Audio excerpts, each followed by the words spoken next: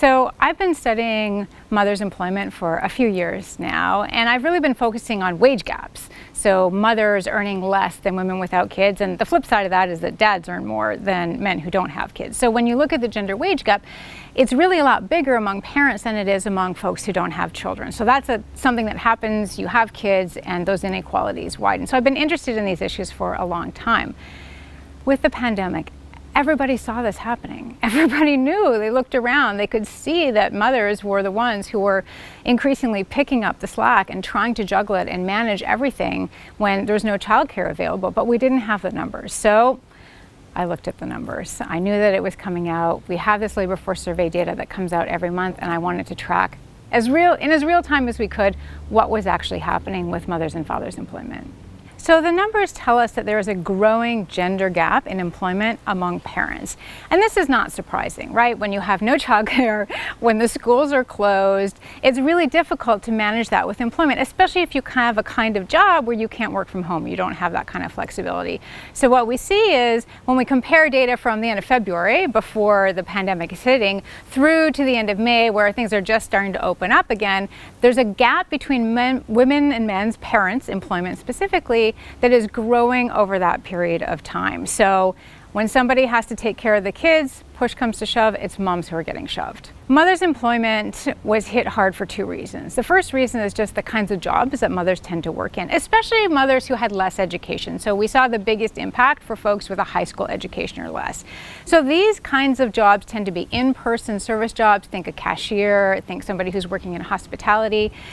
Those jobs were really hit hard when the pandemic happened. So a lot of them disappeared. So women were really hit by that.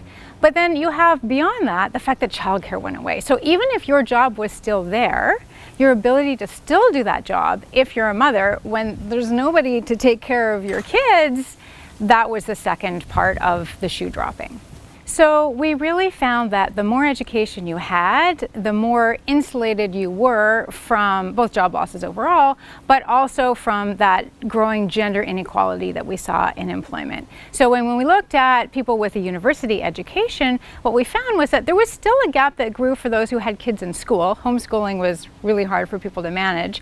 But among those who had preschoolers, actually it opened up a little bit, but it narrowed by the end of our observation period. So they were mostly managing. I mean, juggling is hard, don't get me wrong, but often families where folks have university educations have some flexibility in their work, so they can manage that a little better.